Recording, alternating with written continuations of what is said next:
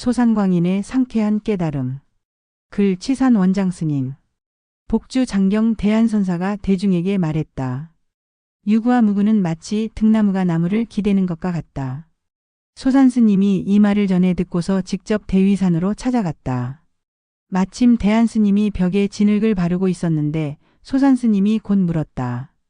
유구와 무구는 마치 등나무가 나무를 기댄 것과 같다고 한 것이 어찌 화상의 말이 아니겠습니까? 그렇다.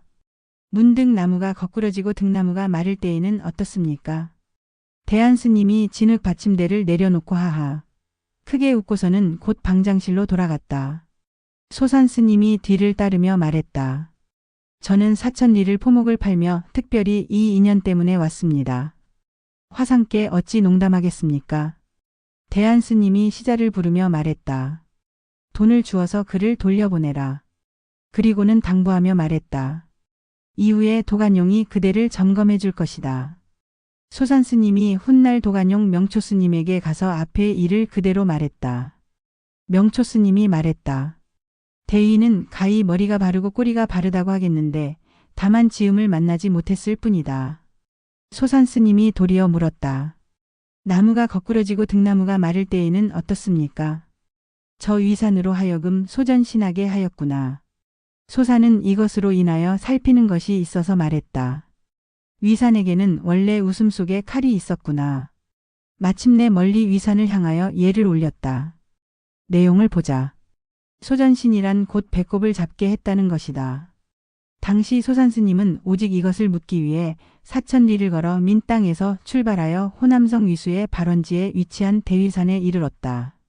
중간중간에 포목을 사고팔며 여비를 충당하며 먼 길을 달려온 것이다. 살피는 것이 있었다는 것은 곧 큰 깨달음을 얻었다는 것이다. 이 깨달음은 저 대예스님이 상수레야라는 말에서 깨닫는 것과 같은가 아니면 다른가. 이것은 곧 지금까지의 공부를 뒤집었다는 것이다. 그리하여 보는 안목이 달라졌다는 것이다. 어떻게 뒤집었는가. 이는 곧 다음의 경우와 같다고 하겠다. 현칙 스님이 청봉 스님에게 물었다. 무엇이 확인작이입니까? 병정동자가 와서 불을 찾는구나. 나중에 법안 스님이 물었다. 상좌는 이것을 어떻게 알았는가? 병정은 불에 속합니다. 그런데 다시 불을 구함은 마치 자기를 가지고 자기를 구하는 것과 같습니다. 법안 스님이 말했다. 그렇게 알아서야 어떻게 얻겠는가? 저는 그렇습니다만 화상께서는 어떻습니까? 그대가 나에게 물으면 내가 말하겠다. 무엇이 확인작이입니까? 법안 스님이 말했다. 병정동자가 와서 불을 찾는구나. 현칙 스님은 여기에서 깨달음을 얻었다. 이것을 살필 수 있다면 틀림없이 저 소산 스님이 깨달은 바를 알 것이다. 그렇지만 이 일은 여기에서 끝나지 않는다. 나중에 향엄 스님을 다시 만나서 불법을 거량하게 되었는데 그는 향엄 스님을 제대로 보지 못한 채 그저 스스로를 긍정했을 뿐이다. 그리고 그 이후로 27년 동안 토하는 병에서 벗어나지 못하였다. 그리고 비록 병이 나았지만 향엄 스님의 예언을 채우기 위해 다시 3년 동안 손을 넣어서 억지로 토하였다. 이미 이러한 깨달음을 얻고서도 어째서 그런 일이 일어나게 되었을까? 소산 스님은 곧 당나라 시대 무주의 소산에 머물렀던 광인 스님을 가리킨다. 소산 스님에 대해 좀 더 자세히 살펴볼 필요가 있다.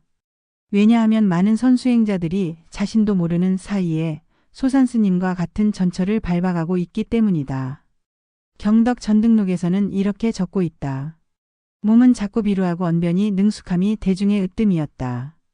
동산선사 문화에 있을 때에는 잽싸게 날아오는 화살촉을 물어뜯는 기틀이 있었으며 현묘한 기피를 드날렸다. 모두가 광인 스님을 불법을 헤아리고 저울질하는 것에 능숙한 자로 여겼으며 제방에서 삼매를 닦는 자들은 모두 안진뱅이 사숙에게 물어야 한다고 하였다. 일찍이 그는 동산 양계선사의 회상에 머물렀다. 하루는 동산선사가 상당하여 말하였다. 이 일을 알고 싶다면 곧 마른 나무에서 꽃이 피듯 해야 개합하게 되리라. 소산 스님이 물었다. 모든 곳에서 어긋나지 않는 때라면 어떻습니까?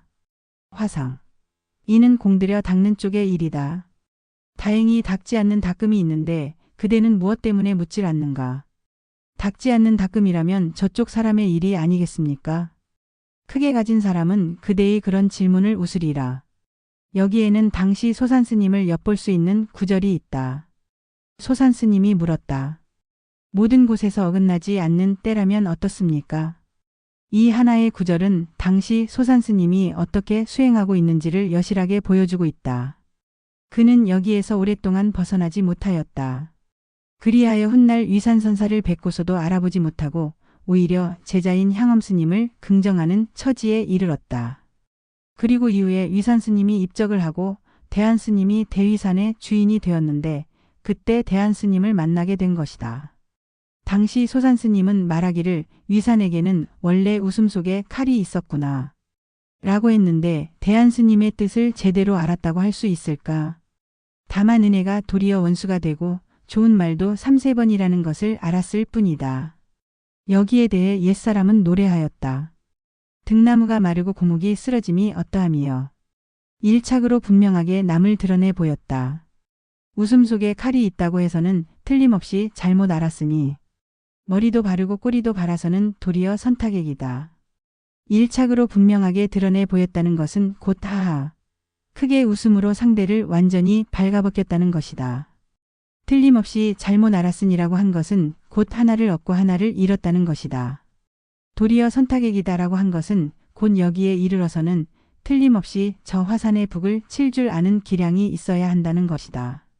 이후에 협산스님을 찾아가고 다시 향엄스님과 만나게 되는데 이 대화를 자세히 살피지 않을 수 없다. 왜냐하면 소산스님은 이 대화에서 스스로 놓치고 있는 것 때문에 큰 허물을 범하고서 토하는 병을 30년 동안 끌어안게 되기 때문이다. 도대체 허물이 어디에 있었을까? 한 스님이 향엄스님에게 물었다. 모든 성인도 흠모하지 않고 자기 심령도 귀하게 여기지 않을 때는 어떻습니까? 향엄스님이 말했다. 만가지 기틀을 씌어서는 일천 성인도 잡아끌지 못한다. 소산이 이때 대중 가운데 있으면서 토하는 소리를 내며 말했다. 무슨 그런 말씀을? 향엄스님이 물었다.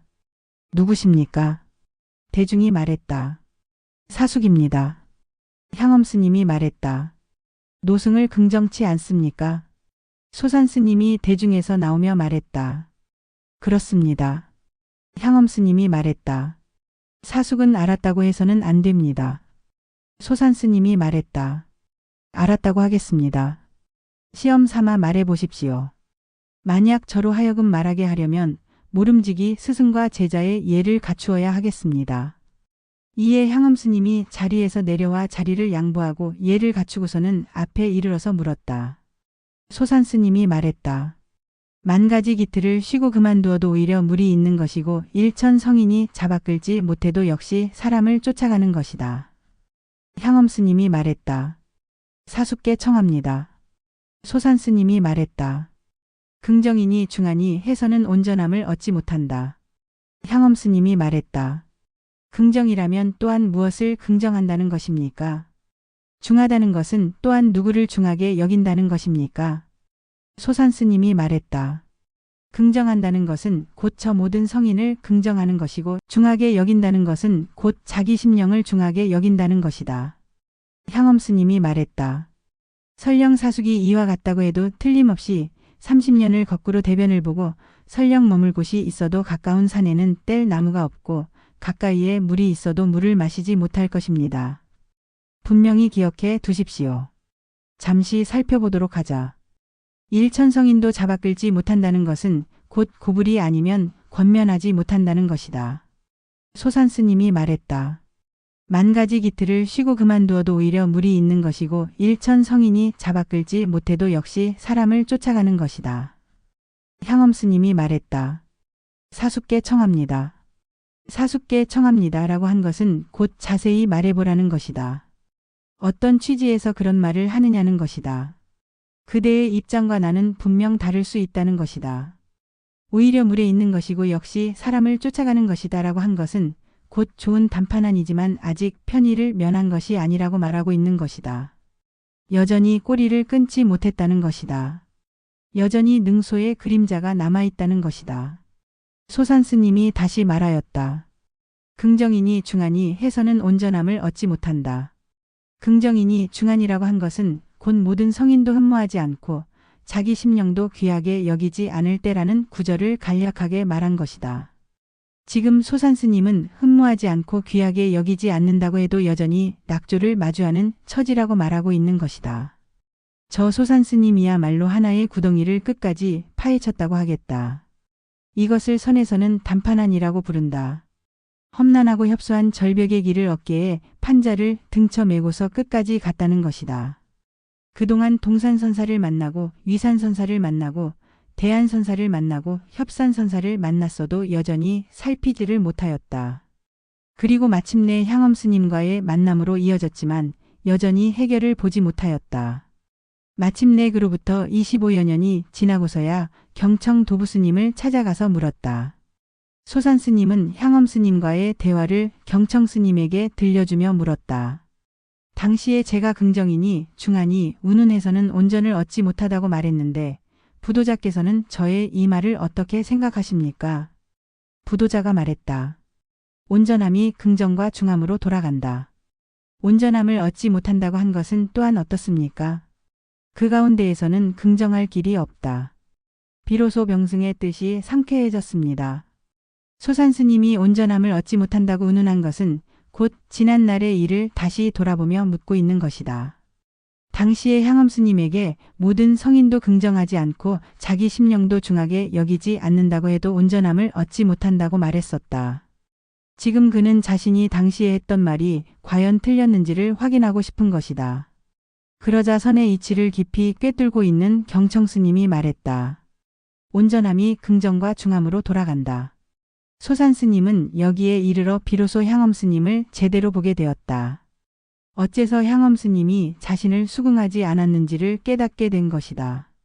그리고 마침내 저 유구무구는 등나무가 나무를 기대는 것과 같다고 한 구절을 온전히 살피게 되었다. 이제 그는 비로소 저 옛사람들과 뜻을 합하였다. 동산선사, 위산선사, 대한선사, 협산선사, 향엄선사와 서로 마주보게 된 것이다. 멀고도 험난한 선의 여정이었다. 그리고는 다시 돌아가 동산선사의 법을 이었다. 끝으로 한 구절 적는다. 처음부터 길이 어긋났기에 멀고 먼 길을 돌아서 갔다. 오래도록 토하는 병승으로 지내고서야 비로소 조주의 석잔에 차를 감당하였다.